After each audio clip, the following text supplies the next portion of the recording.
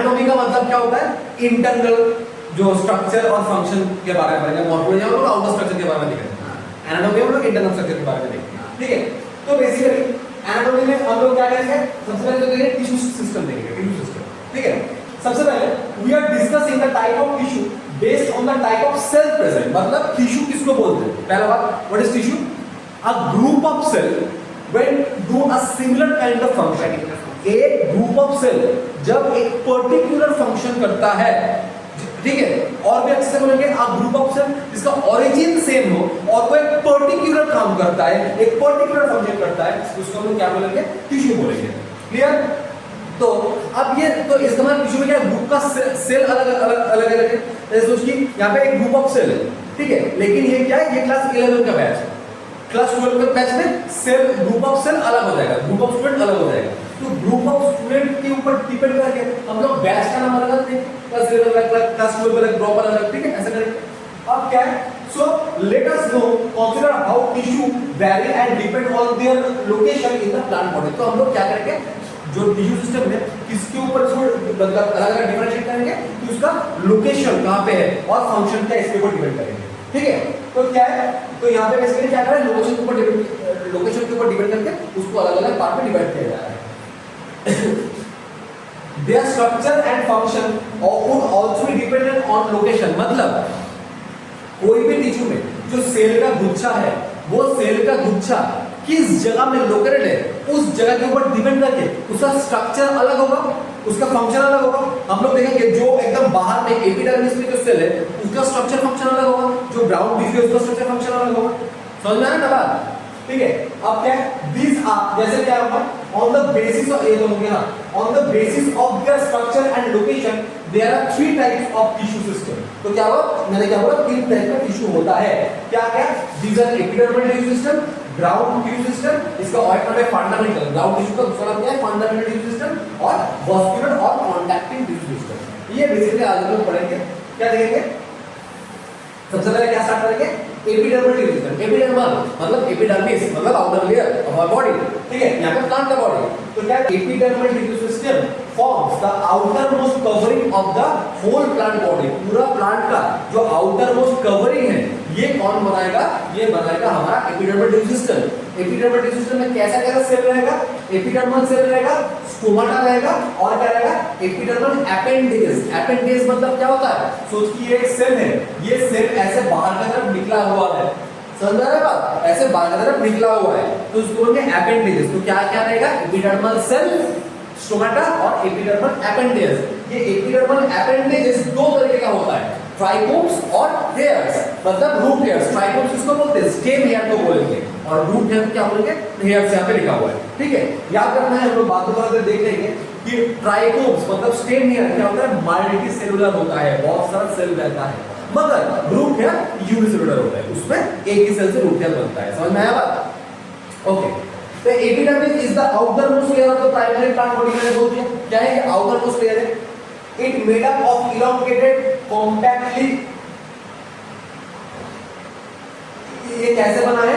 ये किस तरह का सेल से बना है? इलोंगेटेड, ऐसे लंबा लंबा, ऐसे लंबा लंबा कॉम्पैक्टली अरेंज सेल। मतलब क्या? इसमें कुछ बीच में इंटरसेलुलर स्पेस रहेगा, दोनों सेल के बीच में कुछ छेदा हुआ रहेगा, स्पेस रहेगा? नहीं रहेगा, क्योंकि रहेगा तो क्या होगा? अंदर घुस जाएगा बाहर का चीज, इसलिए वो क्या है? कॉम्पैक्टली अरेंज है और क्या है? इलोंगेटेड है और ये कंटीन्यूअस लेयर है। ओके, अच्छा। Epidermis is usually single layer. Very important point, क्या होता है? ये सिंगल लेयर होता है, सिंगल लेयर होता है। यूजुअली क्या होता है? सिंगल लेयर होता है।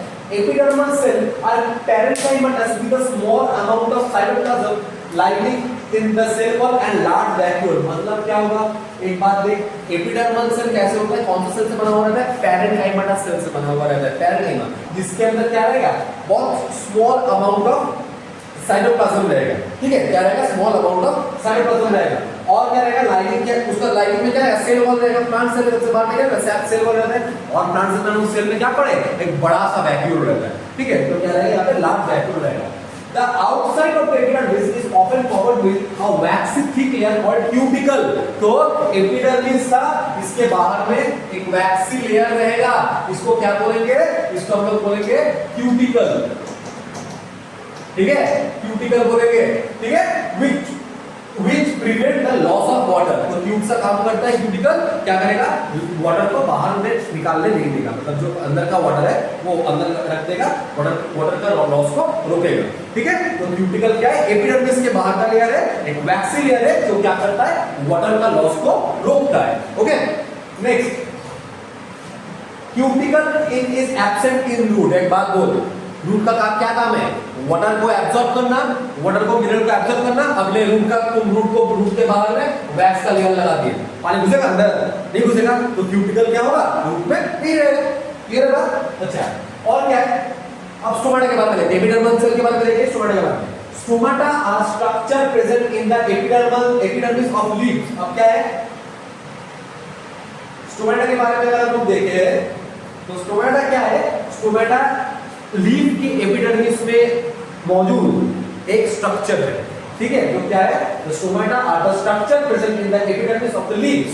Stomata regulate the process of transpiration and gaseous exchange. तो क्या करता है स्टोमाटा, ऑक्सीजन और कार्बन डाइऑक्साइड का जो एक्सचेंज है प्लांट में, मतलब रेस्पिरेशन के टाइम में वो क्या करेगा, ऑक्सीजन लेगा, CO2 छोड़ेगा, और फोटोसिंथेसिस में क्या करेगा, वो CO2 लेगा और ऑक्सीजन छोड़ेगा, गैसेस एक्सचेंज। और एक्सचेंज जो एक्सेस ऑफ वाटर को क्या करेगा, बॉडी के बाहर निकाल देगा ट्रांसपिरेशन के थ्रू। क्या करता है ना, प्लांट क्या करेगा, अपना बॉडी में एक्सेस ऑफ वाटर है वो क्या करेगा, उसको ट्रांसपिरेशन के थ्रू बॉडी के बाहर निकाल देगा। समझ में आ रहा है? किधर नाम लो, प्रीति यार, याद है नाम भूल गए। अब क्या है, स्टोमाटा होता है, each stomata is composed of two, तो क्या है, each stomata is composed of two bean shaped cells known as guard cell। तो क्या है, स्टोमाटा के बाहर में क्या है, बीन शेप सेल है, इसको हम लोग क्या बोलेंगे, गार्ड सेल बोलेंगे। याद रखना, बीन शेप सेल, बीन जो शेप है गार्ड सेल का, ये डाइकोटिलेडन प्लांट में होता है, मोनोकोटिलेडन में ये डम्बल शेप का होता है। ओके, तो क्या है, गार्ड सेल इन ग्रासेस, ग्रास मतलब मोनोकोटिलेडन, इन ग्रासेस में क्या होता है, ये जो गार्ड सेल है ग्रासेस में, गार्ड सेल कैसे होता है, ऐसा डम्बल शेप का होता है। ओके, क्लियर है बात? The outer wall of guard cells away from the stomatal pore are thin and inner wall towards the stomatal pore are thickened होता है। मतलब देख, तो क्या हो रहा है, जो बाहर का साइड का जो लेयर है वो क्या होता है, थिन होता है, और अंदर के साइड का जो लेयर है, अंदर का लेयर क्या होगा, थोड़ा थिक होगा। समझ में आया लाइक? तो क्या है, the outer wall of the guard cells away from the stomatal pore जो है, जो दूर में है वो थिन होता है, और अंदर वाला क्या होता है, वो हाईली थिकेड होता है, वो मोटा होता है।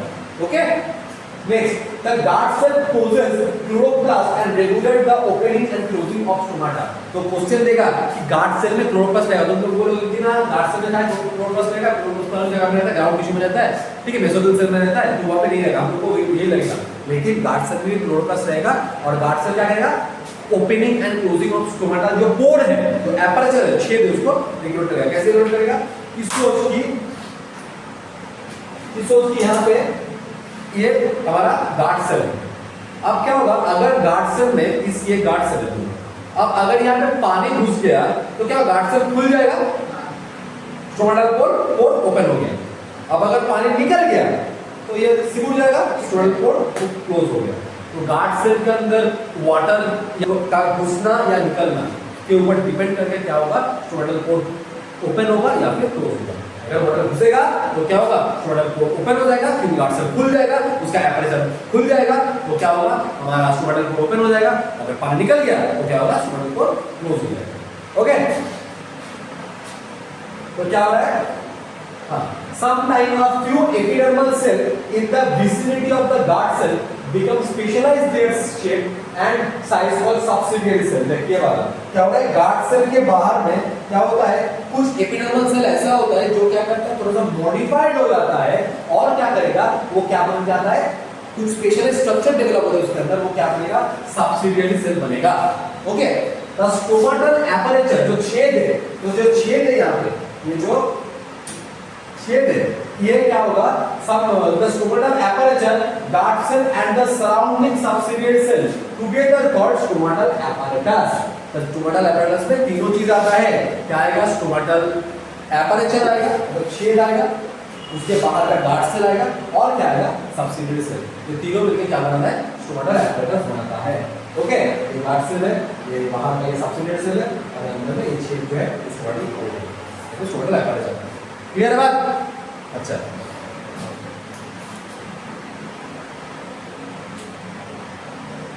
नेक्स्ट क्या बोला गया है? The epidermis bear a number of hairs. Epidermis में क्या रहेगा? नंबर ऑफ हेयर्स रहेगा। जैसे तो क्या होता है हमारा जो बाहर का जो एपिडर्मिस है, मैंने बोला वहां पे क्या रहेगा? नंबर ऑफ हेयर्स रहेगा। जैसे रूट हेयर्स, रूट हेयर मैंने क्या बोला? रूट हेयर क्या होगा? यूनिसेलुलर होगा, यूनिसेलुलर होगा। Elongation of the epidermal cell help absorb water and minerals from the soil. तो क्या होगा? जो रूट हेयर है, रूट का जो एपिडर्मिस है जिसको हम लोग क्या बोलते हैं? एपिग्लेमा बोलते हैं। वो रूट का जो एपिडर्मिस है वो ऐसे इलोंगेट हो जाएगा। एक ही सेल है, हाँ, ये बहुत सारा ऐसा सेल नहीं है, ये एक ही सेल है। ये यूनिसेलुलर सेल क्या होगा? ऐसे इलोंगेट हो जाएगा और इलोंगेट होकर क्या करेगा? मिट्टी से क्या करेगा? वाटर को और मिनरल्स को एब्जॉर्ब करेगा सॉइल से। ओके, ऑन द स्टेम, तो स्टेम में क्या होता है? Epidermal hairs are trichome. तो स्टेम हेयर को हम लोग क्या बोलते हैं? ट्राइकोम्स बोलते हैं। The trichomes in the shoot system are usually multicellular. तो बहुत इंपॉर्टेंट पॉइंट है, रूट हेयर यूनिसेलुलर और ट्राइकोम्स क्या होगा? मल्टीसेलुलर होगा। स्टेम हेयर मल्टीसेलुलर होता है। दे मे बी ब्रांच और अनब्रांच, सॉफ्ट और स्टीफ। तो क्या होता है? ये जो ट्राइकोम्स है, तो इस स्टेम का जो हेयर है, ये स्टेम हेयर क्या होता है? ब्रांच भी हो सकता है, ऐसे से ब्रांच भी हो सकता है और अनब्रांच भी हो सकता है। सॉफ्ट नरम भी हो सकता है और स्टिफ भी हो सकता है। Okay, they may even be secretory. कभी-कभी क्या होता है? देखना कुछ स्टेम से कुछ लिक्विड निकलता है, रेजिन्स निकलता है, तो क्या होता है? उसके ट्राइकोम में वो सिक्रेटरी होता है। ठीक है, उससे कुछ सिक्रीशन होता है। Okay, the trichomes helps in preventing water loss due to transpiration. तो ट्राइकोम से क्या होता है? ट्रांसपिरेशन जब होता है उससे ज्यादा पानी ना निकल जाए बॉडी के बाहर, तभी तो उसमें वैक्सी लेयर रहेगा ना क्यूटिकल का, तो उसको तो एक्सेस वाटर रिलीज को प्रिवेंट करता है। Okay, next ground tissue system. Ground tissue में क्या रहेगा? Epidermis tissue, epidermal tissue system और वस्कुलर बंडल, इसके बाद पढ़ेंगे। ये दोनों को छोड़ के बाकी सारा टिश्यू को क्या बोलेंगे? ग्राउंड टिश्यू बोलेंगे। Okay, the tissue except the epidermis and vascular bundle constitute the ground tissue system. Okay, it consists of simple tissue such as parenchyma, parenchyma and sclerenchyma. तो इस ग्राउंड टिश्यू सिस्टम किससे बनता है? Simple tissue से बनता है। कौन simple tissue? parenchyma रहेगा जिसका काम है स्टोर करना, parenchyma रहेगा जो क्या करेगा? फ्लेक्सिबिलिटी प्रोवाइड करेगा, और sclerenchyma जो hard part dead cell sclerenchyma इससे बनेगा। Parenchyma cells are usually present in cortex, pericycle, pith and medullary rays. अभी इसका जो फोटो देखेंगे तो क्या रहेगा? सबसे बाहर कॉर्टेक्स रहेगा, उसके बाद क्या रहेगा? कॉर्टेक्स, पेरिसाइकल रहेगा, पीथ रहेगा, मेडुलरी रेज रहेगा। इससे ये सब किससे बनता है? ग्राउंड टिश्यू मतलब हमारा पैरेंकाइमा स्पेसिफिक टिश्यू बनता है।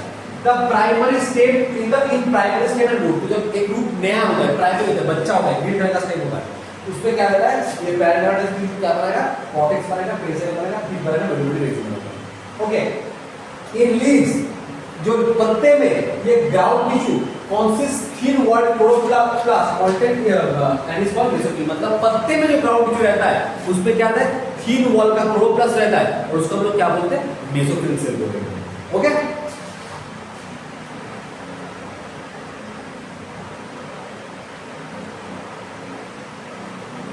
अब vascular bundle, vascular tissue system. Vascular मतलब वेसल्स, कोई चीज बहेगा उसके अंदर।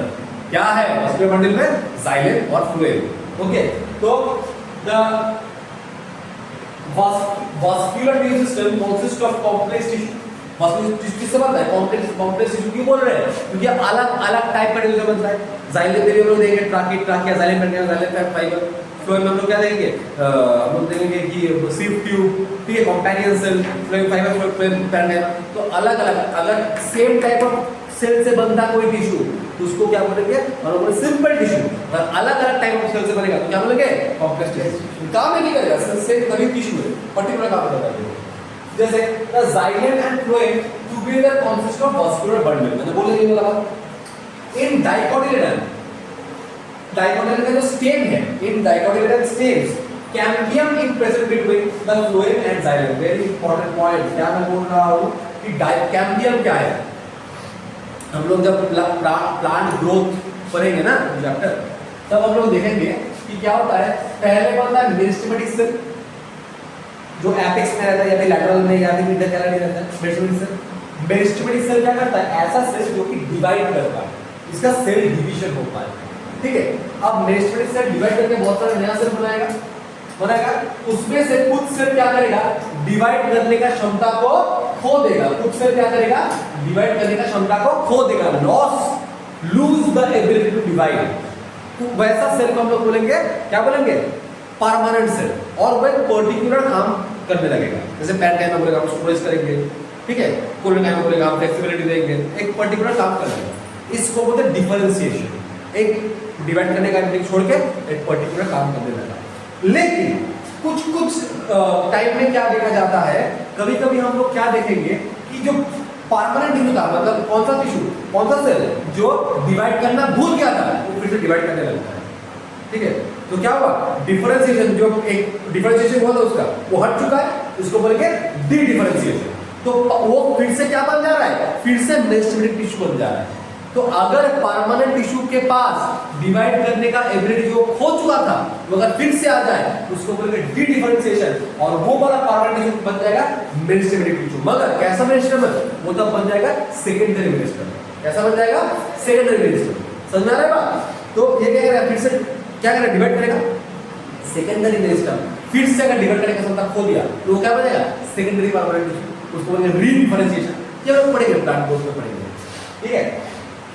अब एक बात देख, क्या होता है, ये जो कैम्बियम है ना, ये एक सेकेंडरी मेरिस्टेम। इसका मतलब क्या करेगा, कैम्बियम क्या करेगा, कैम्बियम नया सेल बनाएगा।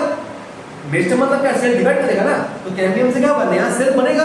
तो इसका मतलब अगर डाइकोटिलेडन में फ्लोएम और जाइलम के बीच में कैम्बियम है, तो ये कैम्बियम क्या करेगा, नया सेल डिवाइड करने लगेगा। तो क्या होगा, सोचिए ये जाइलम था, ये फ्लोएम था, दोनों के बीच में कैम्बियम था, ये कैम्बियम है। अब ये कैम्बियम पहले छोटा था, अब ये जब सेल को डिवाइड करेगा तो नया सेल बढ़ेगा। जब नया सेल बढ़ेगा क्या होगा, जाइलम फ्लोएम एक दूसरे दूर में जाएगा, तो इसका ग्रोथ क्या होगा, कंटीन्यूअस होगा।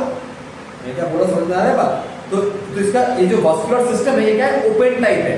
ओपन टाइप क्यों है, क्योंकि जो बीच में जाइलम फ्लोएम के बीच में क्या है, कैम्बियम है। तो ये कैम्बियम क्या करेगा, ये कैम्बियम ग्रो करेगा, सेल डिवाइड करेगा, और क्या होगा, जाइलम फ्लोएम का ग्रोथ होता ही जाएगा। इसलिए इसको क्या बोलते हैं, ओपन टाइप। तो डाइकोटिलेडन का स्टेम क्या होता है, डाइकोटिलेडन का स्टेम में open type of vascular bundle दिखाई देता है। क्यों दिखाया जाता है, क्योंकि उसमें जाइलम और फ्लोएम के बीच में क्या रहेगा, कैम्बियम रहेगा, जो क्या है, एक सेकेंडरी मेरिस्टेम है, जो क्या करता है, नया सेल को डिवाइड करता है। समझ में आया बात। अच्छा, तो इसलिए क्या बोला जाएगा, सच वास्कुलर बंडल, मतलब किसमें, डाइकोटिलेडन स्टेम में bundle, because of the presence of cambium possess the ability to form secondary xylem, secondary phloem. मतलब सेकेंडरी मेरिस्टेमेटिक टिश्यू जब डिवाइड करके नया सेल बनाएगा, मैंने क्या बोला, वो डिवाइड करके क्या करेगा, फिर जब सेकेंडरी मेरिस्टेमेटिक टिश्यू जब डिवाइड करके नया सेल बनाएगा, वो नया सेल क्या करेगा, वो अगर फिर से डिवाइड करना भूल गया तो क्या बन जाएगा, सेकेंडरी परमानेंट टिश्यू बन जाएगा। तो जाइलम फ्लोएम क्या था, प्राइमरी परमानेंट टिश्यू। अगर कैम्बियम से नया जाइलम फ्लोएम बना तो वो क्या बनेगा, सेकेंडरी परमानेंट टिश्यू। तो उसको क्या बनेंगे, सेकेंडरी जाइलम, सेकेंडरी फ्लोएम। समझ में आ रहा है बात। यदि अगर सेकेंडरी मेरिस्टेमेटिक टिश्यू जो क्या है, कैम्बियम है, वो डिवाइड करके जब नया सेल बनाएगा, उससे वो उस नया सेल में अगर कोई सेल फिर से भूल गया डिवाइड करना और परमानेंट बन जाएगा, उसको क्या बोलेंगे, सेकेंडरी परमानेंट। समझ में आ रहा है बात। तो पहले का जो जाइलम फ्लोएम था वो था प्राइमरी परमानेंट। अब उससे क्या बनेगा, उसके बीच में कैम्बियम था, कैम्बियम क्या बनेगा, सेकेंडरी जाइलम फ्लोएम बनेगा ना। तो क्या होगा, अगर सेकेंडरी जाइलम फ्लोएम बनेगा तो ये क्या होगा, जाइलम फ्लोएम का ग्रोथ कंटीन्यूअस रहेगा। उसका ग्रोथ कैसा होगा, ओपन टाइप वास्कुलर सिस्टम रहेगा। तो अगर पूछेगा कि ओपन वास्कुलर सिस्टम किस पर रहता है, बोलेंगे डाइकोटिलेडन का स्टेम में रहता है। ऐसा क्वेश्चन आएगा यहाँ पे, ठीक है।